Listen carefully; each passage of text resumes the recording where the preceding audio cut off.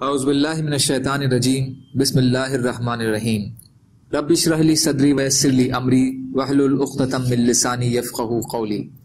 حیات الصحابہ رضی اللہ تعالی عنہم، حصہ اول، ہجرت کا باب۔ نبی اکرم صلی اللہ علیہ وسلم اور ابو بکر صدیق رضی اللہ عنہ کی ہجرت کا قصہ، پانچواں حصہ۔ حضرت برا بن عازب رضی اللہ تعالی عنہ فرماتے ہیں کہ حضرت ابو بکر رضی اللہ تعالی عنہ نے میرے باپ حضرت عازب رضی اللہ عنہ سے 13 درہم میں ایک زین خریدی۔ ابو بکر نے حضرت عازب سے کہا کہ اپنے بیٹے برا سے کہو کہ وہ زین میرے گھر پر پہنچا دیں۔ حضرت عازب نے کہا، پہلے آپ ہمیں یہ بتائیے کہ جب حضور صلی اللہ علیہ وسلم مکہ سے ہجرت کے لیے چلے تھے اور آپ ان کے ساتھ تھے تو آپ نے کیا کیا تھا، پھر میں برا سے کہوں گا۔ حضرت ابو بکر رضی اللہ تعالیٰ عنہ نے کہا، ہم غار سے شروع رات میں نکلے اور ساری رات چلتے رہے، پھر اگلے سارے دن تیزی سے چلتے رہے، پھر اگلی رات چلتے رہے، یہاں تک کہ اس سے اگلا دن ہو گیا اور دوپہر ہو گئی اور گرمی تیز ہو گئی۔ پھر میں نے اپنی نظر دوڑائی کہ کہیں کوئی سایہ نظر آ جائے جہاں ہم ٹھہر جائیں، تو مجھے ایک چٹان نظر آئی۔ میں جلدی سے وہاں گیا تو وہاں ابھی کچھ سایہ باقی تھا۔ میں نے اس جگہ کو حضور صلی اللہ علیہ وسلم کے لیے برابر کیا اور آپ کے لیے ایک پوستین بچھا دی، اور میں نے عرض کیا، اے اللہ کے رسول صلی اللہ علیہ وسلم، ذرا لیٹ جائیے۔ اس لیے آپ لیٹ گئے۔ پھر میں نکل کر دیکھنے لگا کہ کوئی ڈھونڈنے والا ادھر تو نہیں آ رہا، تو مجھے بکریوں کا ایک چرواہا نظر آیا۔ میں نے کہا، اے لڑکے، تم کس کے چرواہے ہو؟ اس نے قریش کے ایک آدمی کا نام لیا جسے میں نے پہچان لیا۔ میں نے پوچھا، کیا تمہاری بکریوں میں دودھ ہے؟ اس نے کہا، ہے۔ میں نے کہا، کچھ دودھ نکال کر مجھے دے سکتے ہو؟ یعنی کیا تمہیں یوں دودھ نکالنے کی اجازت ہے؟ اس نے کہا، ہاں، دے سکتا ہوں۔ میرے کہنے پر اس نے ایک بکری کی ٹانگیں باندھی، پھر اس نے اس کے تھن سے دھول کو صاف کیا اور اس نے اپنے ہاتھوں سے دھول کو صاف کیا۔ میرے پاس ایک برتن تھا جس کے منہ پر کپڑا بندھا ہوا تھا۔ اس نے مجھے تھوڑا سا دودھ نکال کر دیا۔ میں نے پیالے میں پانی ڈالا جس سے نیچے تک کا حصہ ٹھنڈا ہو گیا۔ پھر میں حضور صلی اللہ علیہ وسلم کی خدمت میں آیا تو آپ جاگ چکے تھے۔ میں نے کہا، اے اللہ کے رسول صلی اللہ علیہ وسلم، دودھ پی لیجئے۔ آپ نے اتنا پیا کہ میں خوش ہو گیا۔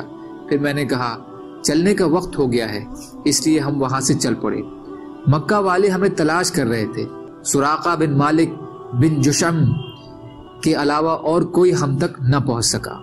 وہ اپنے گھوڑے پر سوار تھا۔ میں نے عرض کیا، اے اللہ کے نبی صلی اللہ علیہ وسلم، یہ ڈھونڈنے والا ہم تک پہنچ گیا۔ آپ نے فرمایا، غم نہ کرو، بے شک اللہ ہمارے ساتھ ہے۔ پھر جب وہ سراقہ ہمارے اور قریب آ گیا، یہاں تک کہ 1 یا 2-3 نیزوں تک کی دوری رہ گئی تھی، تو میں نے کہا، اے اللہ کے نبی صلی اللہ علیہ وسلم، یہ ڈھونڈنے والا ہمارے بالکل قریب آ گیا ہے، اور میں رو پڑا۔ آپ نے فرمایا، کیوں روتے ہو؟ میں نے کہا، میں اپنی وجہ سے نہیں رو رہا ہوں بلکہ آپ کی وجہ سے رو رہا ہوں۔ آپ نے اس کے لیے بددعا کی، اے اللہ، آپ ہمیں اس سے جیسے چاہیں بچا لیں۔ تو ایک دم اس کے گھوڑے کے پاؤں پیٹ تک سخت زمین میں دھس گئے، اور وہ اپنے گھوڑے سے کودا اور کہا، اے محمد صلی اللہ علیہ وسلم، مجھے یقین ہے کہ یہ آپ کا کام ہے۔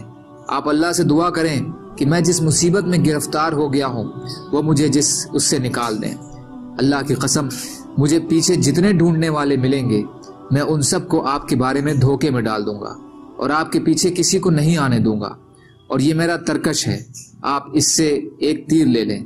فلاں جگہ آپ میرے اونٹوں اور بکریوں کے پاس سے گزریں گے، آپ یہ تیر دکھا کر جتنی بکریوں کو آپ کی ضرورت ہو لے سکتے ہیں۔ آپ نے فرمایا، مجھے ان کی ضرورت نہیں ہے۔ پھر آپ نے اس کے لیے دعا فرمائی۔ وہ مصیبت سے خلاصی پا کر اپنے ساتھیوں کے پاس واپس چلا گیا۔ پھر حضور صلی اللہ علیہ وسلم وہاں سے چل دیے اور میں آپ کے ساتھ تھا، یہاں تک کہ ہم مدینہ پہنچ گئے۔ لوگوں نے آپ کا استقبال کیا۔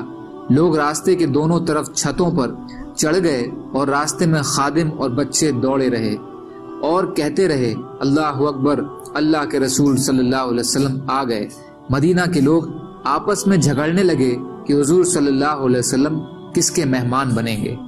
تو حضور صلی اللہ علیہ وسلم نے فرمایا، آج رات تو میں عبد المطلب کے ماموں بنو نجار کے یہاں ٹھہروں گا، اس طرح میں ان کی عزت کرنا چاہتا ہوں۔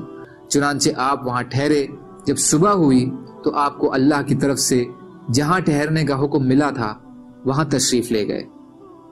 بدایہ حصہ 3 پیج نمبر 187-88، ابن سعد حصہ 3 پیج نمبر 80، کنز العمال حصہ 8 پیج نمبر 330۔ سبحان اللہ و بحمدہ، سبحانک اللہم و بحمدک، اشہد ان لا الہ الا انت، استغفرک و اتوب الیک۔ سبحان ربک رب العزت عما یصفون وسلام علی المرسلین والحمد للہ رب العالمین، برحمتک یا ارحم الراحمین، لا الہ الا اللہ۔